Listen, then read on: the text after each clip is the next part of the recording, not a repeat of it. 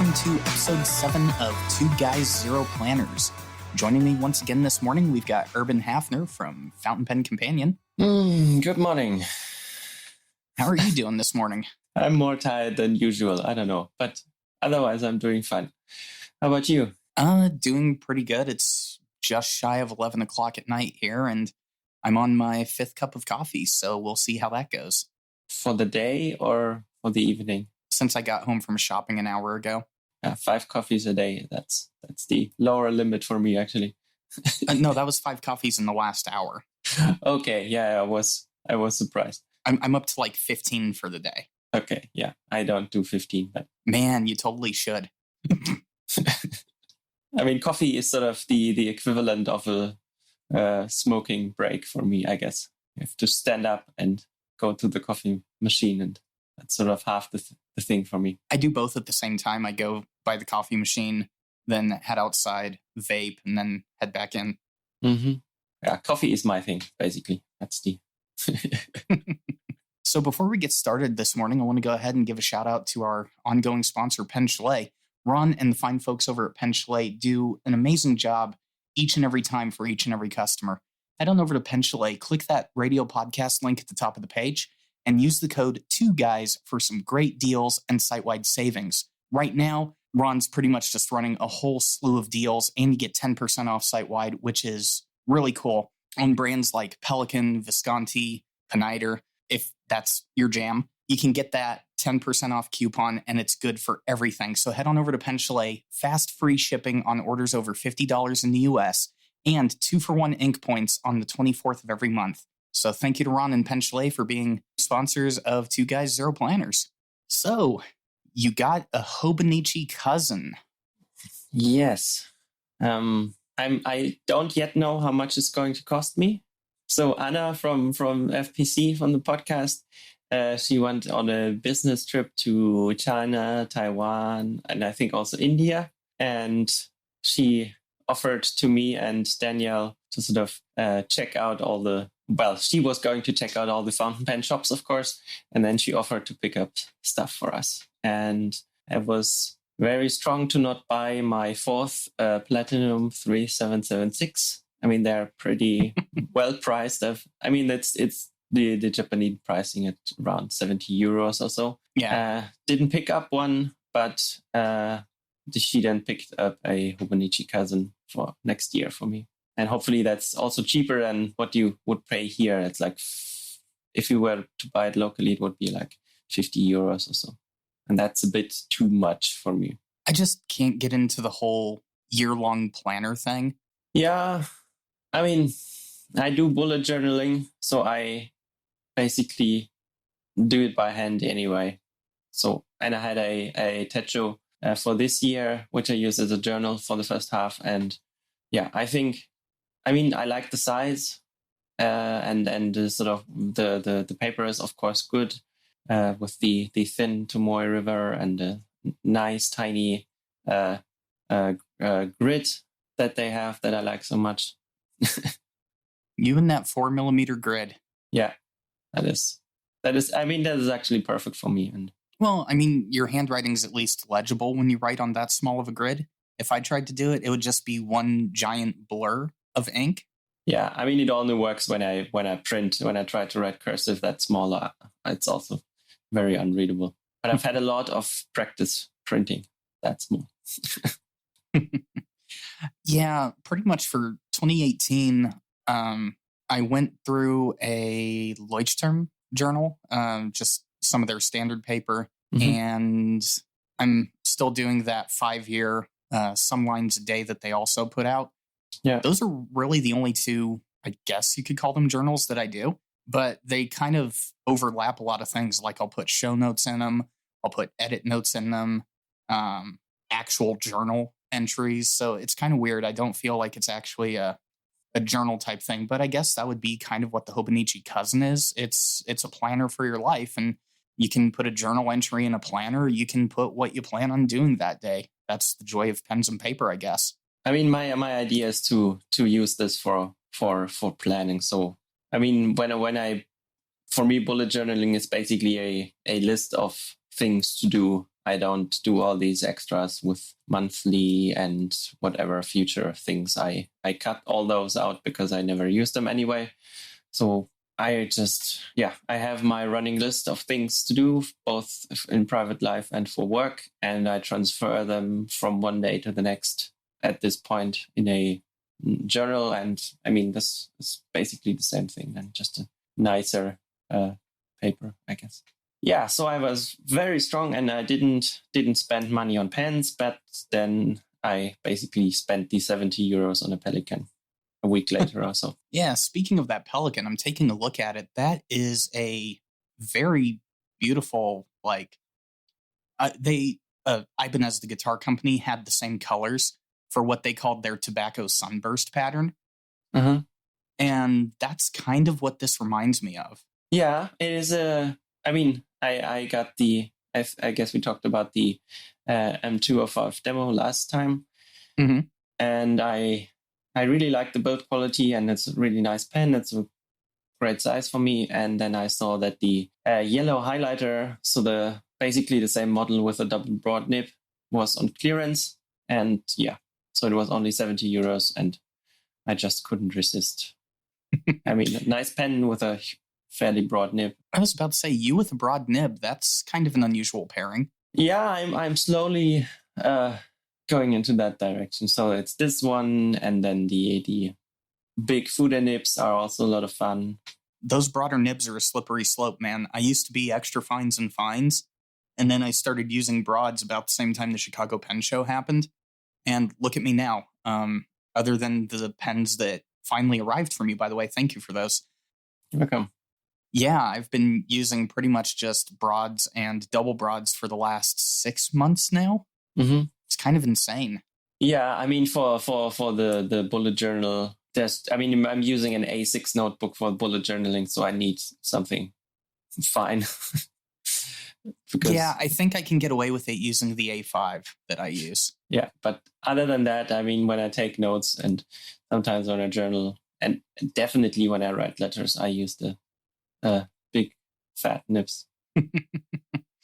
Yeah, I mean, I can at least get away, thanks to how I do my handwriting, I can at least get away with doing a broad nib on 5mm dot. Yeah, that wouldn't work for me. Yeah, that double broad on the Nakaya, I can't do it. I mean, the 4mm grid is kind of nice in that respect, because if you take 2, then it's only 8mm and not a whole centimeter. So that's also nice about it. So do you see yourself kind of jumping down the Pelikan Rabbit Hole, or are you gonna spread out and experiment with new things? Yeah, definitely. So I'm meeting with a local pen friend in January, and he's bringing his 800 and 1000, and I will definitely try those out, and we'll see. Well, there goes your vacation budget for next year. Yeah, on the other hand, I mean, like we talked about it, right? And a new M1000 is like €400, and M800 is 300 something. So, and the vacation budget is bigger because we'll stay a month probably in Greece. Oh, wow. Good pens and vacation. I envy you. Yeah, but yeah, we'll see. Maybe not so soon. I don't know. Because I also have a third pen, or another pen on the way. This one is a Indian pen, one of the Fountain Pen Revolution ones. And Jim is coming, is going home for Christmas, I think. And he's making a stop in Paris, and he's going to meet Anna, and he's giving Anna the pen, because shipping from the US from Fountain Pen Revolution to here is kind of expensive, and then that was a nice opportunity. No, I mean, if he's stopping off in Paris on the way to Lebanon, I think, makes perfect sense to drop off a pen while he's at it. Yeah, and then Anna can ship all the goods out together. So is this going to be your first real experiment with a flex nib? Depends on how you would. So there's the other version of the FPR flex nib. So I have one of those, but there you have to press fairly hard. I also have the soft fine platinum, but yeah, that's as flexy as my nibs go. I hear that one is a bit more flexible. We'll see. I'm definitely interested to see how it writes. I may pick one up if I get super curious. Yeah, they all. You can also buy the nibs loose. So it's just, if you pick the right one, it's just a number 6, and you should be able to fit it into any pen. Oh, nice. For I think $20 or so. I'm trying to figure out which of my pens is actually a Yovo, whatever it is, number 6. I think all my number 6s are Bach. You just need to press hard enough, and then it will work. Make it fit in the feed somehow. Speaking of recent acquisitions, I must say you sent me a pretty good sampling. Yeah. So what did I send you? I sent out a few packages. I forgot again. You sent me 5. You sent me a Wingsung 601, a 618, a Hero 330, and then 2 orange pens. Yeah, one would be the Jinhao 51A. So that's also a bit Parker 51-like. And the other one is that Pilot 78G copy, right? Yeah. Yeah, that's what it was. That's what it looks like anyways. Wingsung 3001, I think. But it goes under so many names. I've currently got the 618, the 601, and the 330 inked up. I must say that Fude nib is a treat. Yeah, I mean the Fude nib is fun. It just the pen is utter crap. I mean that thing is. It is.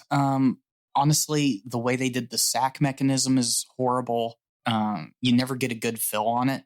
Yeah, I kind of had to cheat to fill it, but the nib itself is actually a good writing experience. If they actually put it on a much better built body, or maybe put it in the cartridge converter, it would actually be a decent pen. Yeah, you can buy Parker 51 style loose Fude nibs. I have several on the 618s actually, and that's a pretty good combination actually, because you also don't run out of ink after 5 sentences basically. Well, after I cheated on how I was filling the Fude nib, I was able to write 3 of the 20 letters that I had to respond to with it. So it did pretty good. Actually, it's still about half full. Okay. Yeah. Yeah. I mean, sort of, this is a minor complaint, but something I really don't like about them and other of those cheap ones is that the nib and the tip of the section are almost never perfectly aligned, and that drives me crazy. That was actually the first thing I did with the 601 and the 618.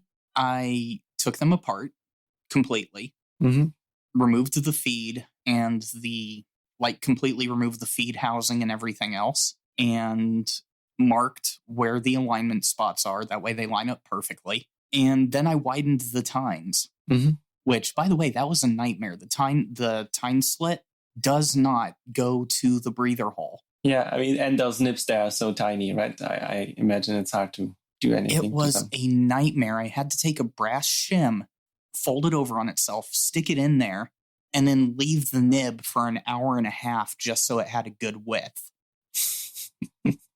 You saw the writing sample I posted on, what was it, Slack? Yeah. I mean, they write beautifully now. And honestly, one thing I would like to see on some of the piston pens that some of the custom manufacturers do here, that locking mechanism on the back of the 618, how you push the piston cap in when you've fully drawn the ink in, that is a good design. That's one thing that drives me nuts about every piston pen I use, Twisby, Pelikan, even my Visconti Homo sapiens. That piston never feels right. It never feels like it's all the way home. And the additional advantages, of course, you can now take it apart without any tool, right? Yeah, that is the amazing part. I mean, honestly, of the pens you sent me, if I could take, well, actually, I may just do that. If I can take the nib from the Hero 330 pop it on the 618. I've got the perfect pen. Yeah, you could try that, and if it doesn't work, I'll just send you a food nib for it. I have a few lying around. I mean, you then buy 4 at a time, and for, I don't know, $4. And then what do you do with 4 food nibs? You make a pen that has 4 different nib sections and stuff on it. That way you're kind of like writing music lines and stuff at the same time. No, I don't think so. But why not? Oh, by the way, I'll finally be shipping your ink out to you on Monday. Ah, cool. Thank you. So that will add to my growing list of over 100 inks, mostly samples at least, that I haven't tried yet.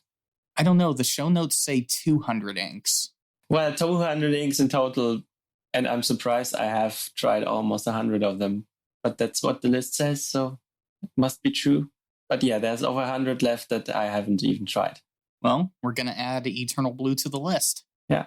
Honestly, I've only got like 30 inks, and 7 of them have never been tried. Yeah, I mean, I built that site, FPC, for a reason, right? I wanted to trade samples with people and make it easy. And that's why I now have, let's see, 119 samples here in my collection. See, what you need to do is just have Jessica Coles send you a sample of every ink she has. That way you can catch up on the leaderboard.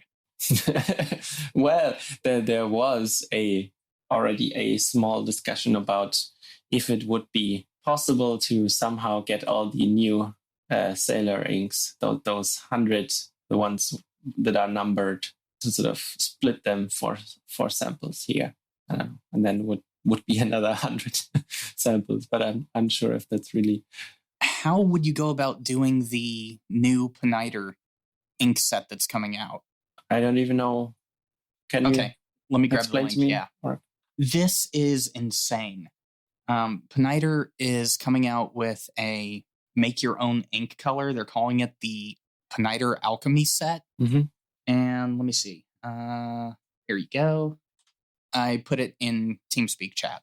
Uh-huh. Let's see. Is it somehow possible to make that image bigger? I think you just have to click on it. No. Oh, okay. Anyway. Yeah, so you get 5 different colors. So cyan, magenta, yellow, black, and transparent, so you can thin out the colors. Yeah, that's what you need. That's true. You're supposed to be able to make your own colors. Mm-hmm. So if someone's crazy enough to drop $240 on this ink set, and they just start mixing up inks, how do you go about classifying that on the website? So when I did it, I just came up with names and I made them private.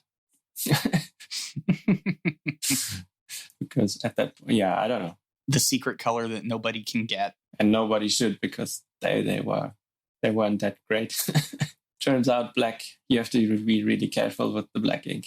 Yeah, I found that out too, the hard way a couple times. Speaking of ink, though, if you've got 9 pens right now with the same Rohrer and Klinger Verdigris, how close are you to emptying that bottle? I mean, the bottle is empty. It's just in the pens by now. But yeah, I mean, obviously the big food nib that is already empty. Of course. Because the converter also only was half full. That was actually pretty nice because before I had a glitter ink in it, and then I had Rohrer and Klinger Verdigris, a really nice dark blue-black with silver glitter in it. That was a very nice combination, actually. Oh, wow. And 2 pens I gave away as a early Christmas present to a coworker, and now I'm down to 6. So I don't know if that's cheating or not. I would say because you are enabling somebody that will let those 2 pens count towards your empty ink bottle. I mean, the issue now is I have still 3. So I have 6 pens. 1 of 3, and 3 of them are actually eyedroppers. So, ooh, wow, that's a lot of ink. I mean, one has a 1.5 stub, so that is not too bad. The other one has a medium cursive italics, also okay. But then the third one has an extra fine nib. Oh, wow. You know what you could do? I could sort of take out ink and put it in the big fat fude. Or you could do what Alton Brown did for the longest time on Twitter. Instead of actually replying to people, so like on Slack when you're having a conversation, instead of actually typing out your reply, you can write your reply on a piece of paper and then post the picture of the reply. Yeah, I don't know. Seems like a lot of work. Hey, that was the coffee speaking. I don't think I don't think through the ideas when caffeine is involved. I just give them to the masses to see what happens. Yeah, but I think, I'm probably not going to make it until the end of the year, but maybe 2-3 pens is what I'll be left with. And that's already pretty good, I guess. Yeah, I'd say for a person that tends to use fines and extra fines for the majority of it, you did pretty good on that ink. Yeah, I have this spiral-bound notebook at work that I use for sort of throwaway notes, and there I these days I actually use the 1.5 stub. That's also a lot of fun. Now, is the 1.5 stub the nib that is on your Moon Man? Exactly, yeah. So that's the Kaweco stub on it. Ah, okay. Went with a good stub. Yeah, I bought a 1.1 stub, and they sent me the 1.5, and then when I complained about it, they said, okay, we'll send you the 1.1 and you can keep the other one. So now I have 2 for 1. Oh, very nice. Well, my friend, it's about that time where the family's getting ready to get up for you. So I'll go ahead and let you go. It's been a pleasure. It was. Definitely thank you guys for listening in. And until next time, see you in 2 weeks. Bye.